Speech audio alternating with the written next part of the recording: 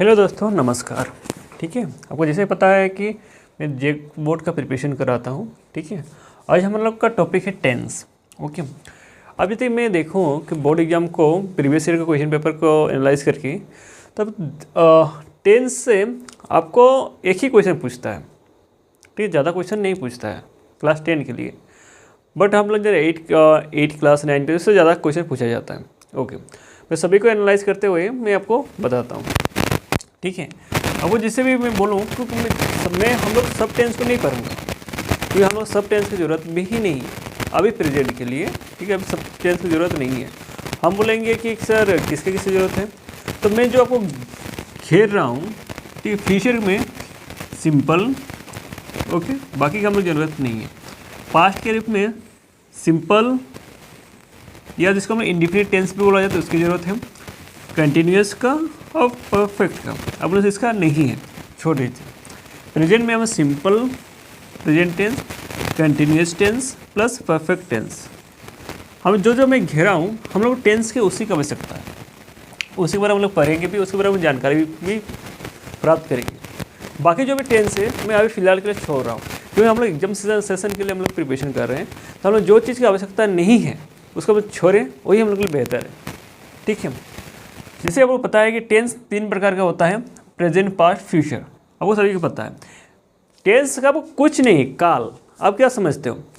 आप जिस समय में जी रहे हो, ओके, जिस समय में आप जी रहे हो, ठीक है, यदि आप इस समय के अलावा, ओके, यदि आप अपने पिछले दिन के बारे में यदि बताओगे तो आपको क्या हो गया? वो पास्ट हो गया। वही चीज़ यदि आप आज के अलावा दूसरे अगले दिन के बारे में बात करोगे तो वही आपका फ्यूचर हो गया, मतलब भविष्य हो गया। वही है, बोलने का मतलब इतना ही है। आप यदि वर्तमान में जीते हो तो वो वर्तमान है, प्रेजेंट है। यदि इसके अलावा आप यदि कल जो बीत गया है, ठीक है, जैसे कि आज जब मैं वीडियो शूट कर रहा हूँ, आज आपका है मंगलवार, यदि मैं सोमवार के बारे में बात कर रहा हूँ तो वो आपका पास्ट हो गया। और यदि मैं कल बुधवार के बारे में बात करूं तो मेरा फ्यूचर हो गया। इतना ही हम लोग समझ गए। ठीक है, हम लोग जो चीज़ जानना है, ओके, उसके बारे में हम लोग डिस्कशन करते हैं आगे के टॉपिक में। ओके,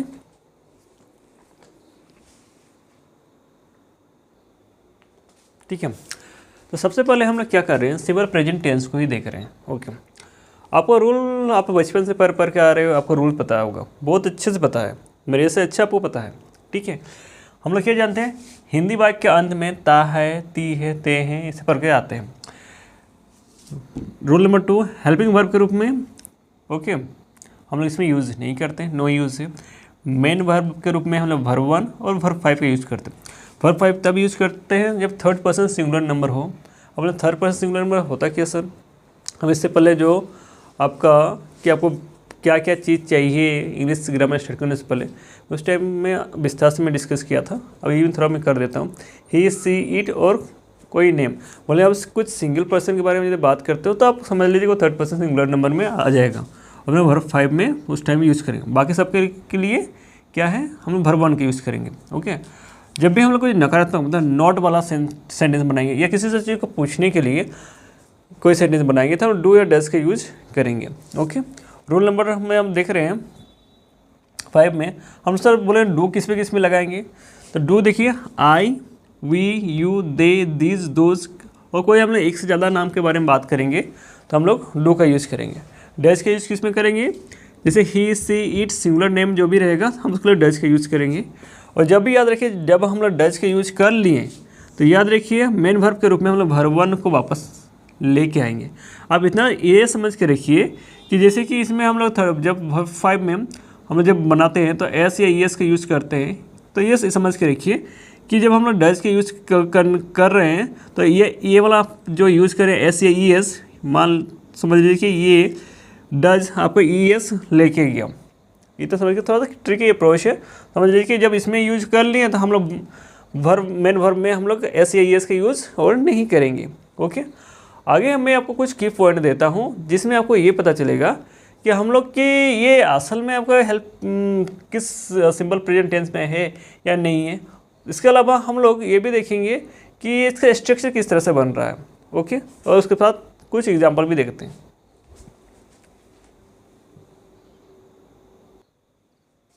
ओके, तो देखिए सिंपल प्रेजेंट टेंस में जो स्ट्रक्चर है, subject plus verb one, okay, verb one SAES, ये तो हम लोग वर्ब 5 के रूप में देखेंगे तो ये ही है, प्लस ऑब्जेक्ट, सिंपल है। ओके, हम लोग और एक चीज़ हम लोग मैं आपको बताना चाहूँगा, यदि आपको ऐसा कोई भी वर्ड आपको यदि मिले, ओके, तो इसका मतलब ये सीधा सीधी वो इंडिकेशन इतना ही देना चाहेगा वो सिंपल प्रेजेंट टेंस ही है। सिंपल प्रेजेंट टेंस के अलावा दूसरा ये में ये रेयरली यूज होता है। आपको यदि मैं बोलूँ ये 100% यदि इसे के रूप में देखूँ तो सिंपल प्रेजेंट टेंस है, तो ये वर्ड आपको कहीं ना कहीं मिलता है। ऐसा नहीं कि वो हमेशा यूज होगा ही होगा, बट आप चाहोगे तो जो भी इसका यूज अक्सर सिंपल प्रेजेंट टेंस में किया जाता है।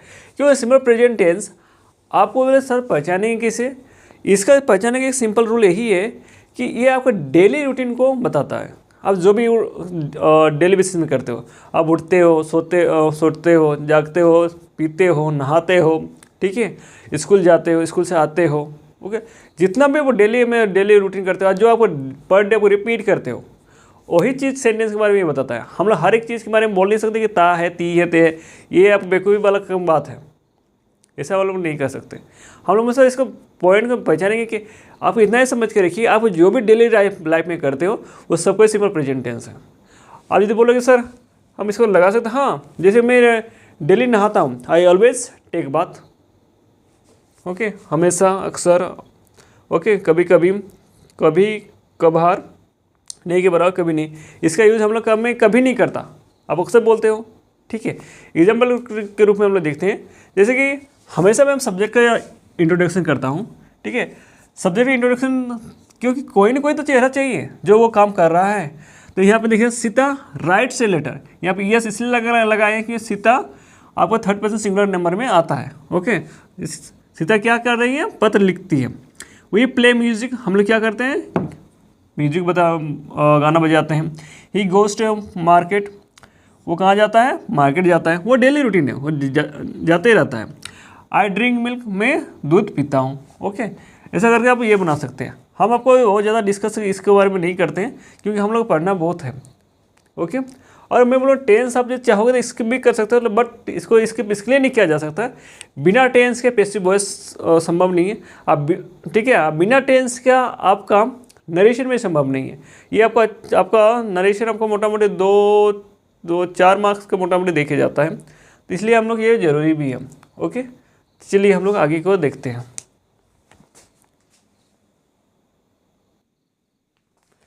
ठीक है, आपका नेक्स्ट आपका टेंस है simple past tense. Simple past tense कितना ही समझ रखिए, कुछ भी चीज़ अब घटित अभी मैं पढ़ा रहा हूँ, मैं आपको जो 5 सेकेंड बाद बोलूँ या आधा घंटे बाद बोलूँ कि मैं आपको पढ़ा रहा था, तो ये वो पास्ट हो गया। तो जो चीज़ आपको भले वो 2 सेकेंड क्यों ना हो, वो पास्ट ही पास्ट है, ओके। तो वो घटित हुआ तो पास्ट है। और एक चीज़ मैं बताना चाहूँगा, ये एक होता है कि ऐसा टेंस है सिंपल पास्ट टेंस। आप चाहोगे पूरा का पास्ट आपको लाइफ को आप डिस्क्राइब करना चाहोगे तो आप इसी टेंस से आप कर सकते हो, आपको दूसरा टेंस की आवश्यकता नहीं पड़ेगा। हाँ, इतना ये कैपेबल है, बट हम लोग क्या समझेंगे सर बाकी टेंस की ज़रूरत नहीं है, नहीं है, ऐसा नहीं है, उसका भी ज़रूरत है, बट चाहोगे तो कर सकते हो, इतना इसकी कैपेसिटी है, ओके। क्योंकि हम थोड़ा फास्ट पढ़ रहे हैं तो थोड़ा सा समझ के रखिए। ये हिंदी वाक्यांश में गया था, गई थी, गए थे, ऐसा ये, लेकिन जनरली में इसमें आप देखिए बोलने में करने में इसका वर्ड का आप लोग बहुत कम ही यूज करते हैं। आप हिंदी वाक्य अंत में देखा आ, ई, ए में गया, आज में क्या हो गया, गए, आ का उच्चारण किए। हम जाएंगे, सॉरी, हम गए, ठीक है, आपका ए का उच्चारण करेंगे। तो ऐसा ऐसा आपका वर्ड देखने को मिलता है। हम स्पेशली वो बुक वाला हो गया, जनरली हम जब बोलने के रूप में देखते हैं तो आ, ई, ए का मतलब स्वर वर्ण का उच्चारण अक्सर होता है, इसको याद रखिए, ठीक है। हम लोग मेन वर्ब के रूप में देखते हैं तो वर्ब टू है। हेल्पिंग वर्ब इसमें नहीं है, जैसे कि अब सिंपल पास्ट प्रेजेंट में नहीं था, सिंपल पास्ट में भी नहीं है। नकारात्मक प्रश्न जब हम लोग नहीं का नॉट का ये बनाते हैं, सेंटेंस बनाते हैं, या हम लोग किसी चीज़ को क्वेश्चन पूछने के बाद बारे में बात करते हैं तो हम लोग डिड का प्रयोग करते हैं। जब आप भी डिड लगाएंगे तो हम लोग को याद रखिए मेन वर्ब में हम लोग वर्ब 1 करेंगे, उसमें चेंजेस करेंगे। इसमें जो ये देख रहे हैं सब्जेक्ट पूरा वर्ब 2 प्लस सब्जेक्ट, ये इसका स्ट्रक्चर है। ओके, हम लोग एग्जाम्पल को भी यहीं पे देख लेते हैं, ज़्यादा एग्जाम्पल तो नहीं देखते हैं क्योंकि हम लोग को एग्जाम क्रैक करना है, ना कि हम लोग को इसे महारत अभी हासिल करना है। महारत हासिल करने का टाइम अभी नहीं है, जब आएगा हम लोग करेंगे। ओके, सबसे पहले किसी का ये बनाते हैं, इमेज दे देते हैं। चलिए, रीना, ओके, वर्ब 2 में सिंग और रीना गाना गाती है, सॉरी रीना गाना गाई, Reena sing sang a song. Okay, next एक एग्जाम्पल हो गया। दूसरा मैं क्या बोलूँ, मैंने आम खाया, आई एट मैंगो। ठीक है, मैं यदि इसको नेगेटिव फॉर्म में बनाना चाहूँगा तो कुछ नहीं, मैं रीना का रीना ही लिखूँगा।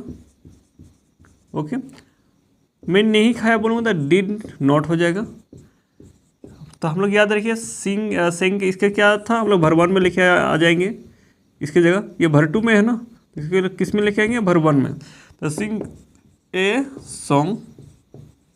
ओके, और इसी को मैं जब क्वेश्चन फॉर्मेट बनना चाहूँगा तो ये डिड आगे बैठ जाएगा। तो did Rina sing a song, या क्वेश्चन मार्क।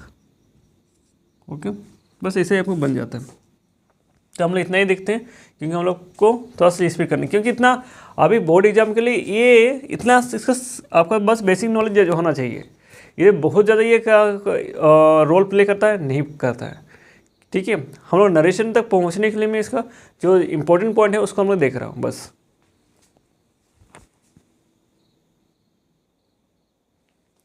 नेक्स्ट आपको continuous tense, present continuous tense और पास्ट कंटिन्यूस, मैं एक साथ मर्ज कर दे रहा हूँ।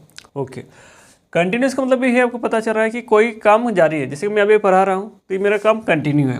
ओके, तो अब हिंदी वाक्य के अंत में क्या देखोगे, रहा है, रही है, रहे हैं, जैसे कि अभी मैं पढ़ा रहा हूँ। ओके, लेकिन अब ये चीज़ अब पास्ट के रूप में देखिएगा तो मैं पढ़ा रहा था, मैं पढ़ा रही थी, मैं पढ़ा रहे थे, कुछ भी बोल सकते हो, मतलब वो कंटिन्यू था पास्ट में। ओके ओके, मेन वर्ब के रूप में दिख रहे होगे तो क्या है, वर्ब 4। हेल्पिंग वर्ब देखना चाहिएगा तो प्रेजेंट में रहेगा तो इज एम आर, और पास्ट के रूप में देखना चाहोगे तो वाज या वॉर। इसके बारे में बताया हूँ कि मैं इज एम आर कहाँ पे लगता है। ओके, और वाज या वॉर किस में लगता हूँ। आप यदि आपका जो basic needs before starting English grammar वाला जो सेशन देखोगे तो आपको पता चल जाएगा। फिर भी मैं बता दूँ कि इसके लिए क्या लगता है, ही, सी, इट, वो कोई एक सिंगल नेम, एम के लिए आई, आर के लिए बाकी जो भी बच गया। ओके, वी, यू, दे, बाकी जितना भी बच गया वो सब में। वाज आप देखना चाहोगे सर वाज किसके लगता है, वाज आप देखना चाहोगे तो वाज आप ये जितना भी है इसमें आई भी इंक्लूड हो जाएगा, इसके साथ आपको वाज है वो और इसके साथ जितना भी है। ओके, हो गया। हम लोग स्ट्रक्चर के रूप में देखते हैं। सब्जेक्ट लगेगा कुछ पहला, is am are, was a were plus verb plus object. Okay, किसी का जैसे फोटो चेहरा देखना चाहोगे उसको ये हम बोलेंगे सब्जेक्ट, गणेश दिख गया यहाँ पे। एक आपका कोई भी इसके अनुसार जो भी फिट बैठेगा उसके अनुसार हम हेल्पिंग वर्ब लगाएंगे। आईएनजी फॉर्म में हम लोग वर्ब फॉर्म का यूज़ करेंगे, प्लस आपको टीवी, सॉरी जो आपको ऑब्जेक्ट लगाना चाहोगे तो लगा सकते हो। जैसे Ganesh is watching TV, Ganesh क्या कर रहा है, टीवी देख रहा है। रेखा वॉज कैचिंग फिश, रेखा क्या कर रही थी, तो मछली पकड़ रही थी। ओके, तो यही आपका था। नेक्स्ट हम परफेक्ट को हम लोग देखते हैं।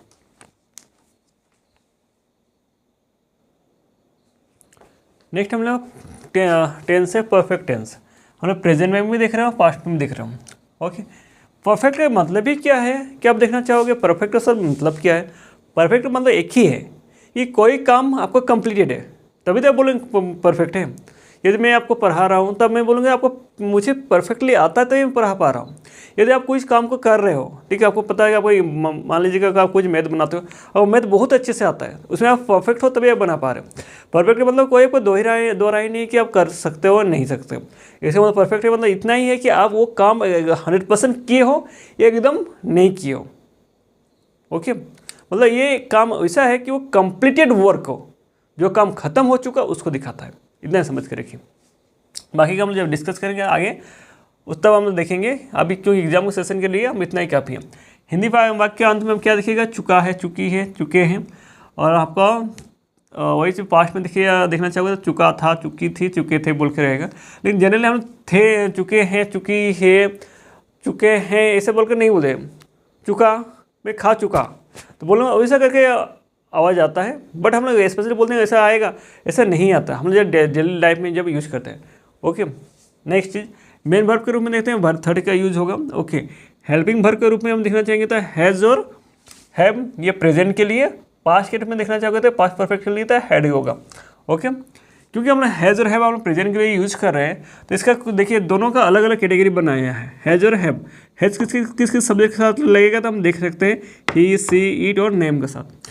हैव किसके साथ लगेगा, आई, वी, यू, दे और नेम्स के साथ। अब उनसे हेड किसके साथ, हेड सभी के साथ, क्योंकि हेड एक ही तो है, एक है तो उसमें कोई दोहरा ही नहीं कि आप किस में लगाएं, किस में कहीं पर भी लगा सकते हो, जितना भी सब्जेक्ट है। ओके, मैंने आपको 2 एग्जाम्पल दिया हूँ, ठीक है। यहाँ पर subject plus has, have, had, verb third plus object. Okay, I have taken my lunch, ठीक है, मैंने अपना लंच खा चुका, ठीक है, ये ले लिया जो बोलिएगा। Rita had gone to school, Rita कहाँ गई थी, स्कूल जा चुकी थी। ओके, ऐसा करके आप बोल सकते हैं। नेक्स्ट हम लोग एक चीज़ बच जाता है, सिंपल फ्यूचर टेंस होने से हम लोग टेंस खत्म, बाकी का हम लोग टेंस की जरूरत अभी फिलहाल नहीं है। ओके,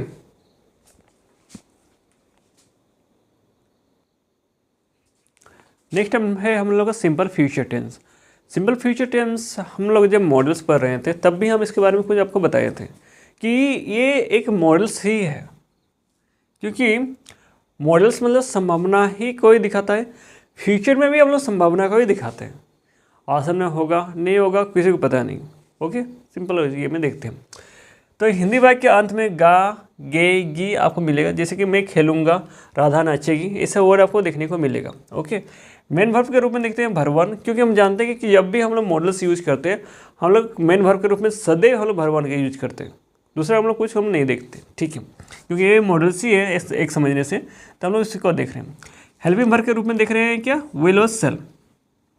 ओके, विल और सेल, याद रखिए आप विल का यूज़ सभी के साथ कर सकते हो, विल का यूज़ आप लोग सभी के साथ कर सकते हो, बट हम लोग स्पेशल अब से सेल का भी यूज़ करते हो, सेल का भी यूज़ कर सकते हो, बट स्पेशल कंडीशन में मैं ये देखता हूँ विल का यूज़ आई और वी है, तब बेहतर है कि आप विल का यूज़ करो ना कि सेल का यूज़ करो।